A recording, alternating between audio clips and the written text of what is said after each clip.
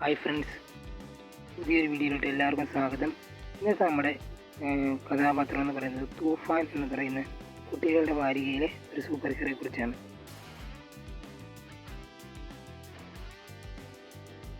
ഈ വീഡിയോ കാണുന്ന ഭൂരിപക്ഷം ആളുകൾക്കും ചിലപ്പോൾ ഈ ഒരു കഥാപാത്രത്തെ അറിയാൻ സാധ്യതയൊന്നുമില്ല.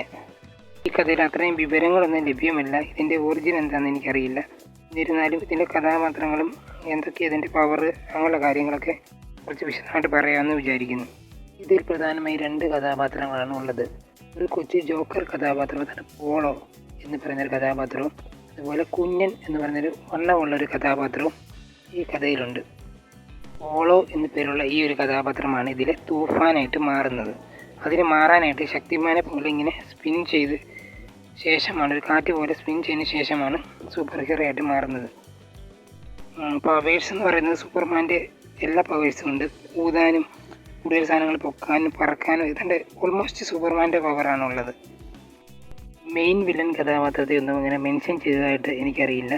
പക്ഷേ ഇതിനകത്ത് ഡെയിലി ഓരോ വില്ലൻസ് കഥാപാത്രങ്ങൾ വരും. അപ്പോൾ ഈ പോളോ തൂഫാനായി മാറുകയും ഈ പ്രശ്നം പരിഹരിക്കുകയും ചെയ്യുന്ന അങ്ങനെ ഒരു കഥയാണ്.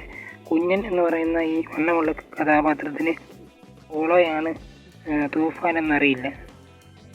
ഒരു സൂപ്പർ ഹീറോ കഥാപാത്രം ഫേമസ് ആവണമെങ്കിൽ അതെല്ലാ മേഖലയിലും ശ്രദ്ധ കേന്ദ്രീകരിക്കണം.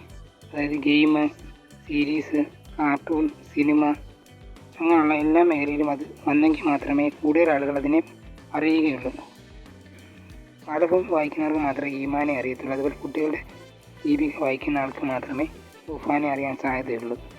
അപ്പോൾ ഇനിയും മറ്റൊരു വിഷയമായിട്ട് വീണ്ടും വരാം. Thanks for watching.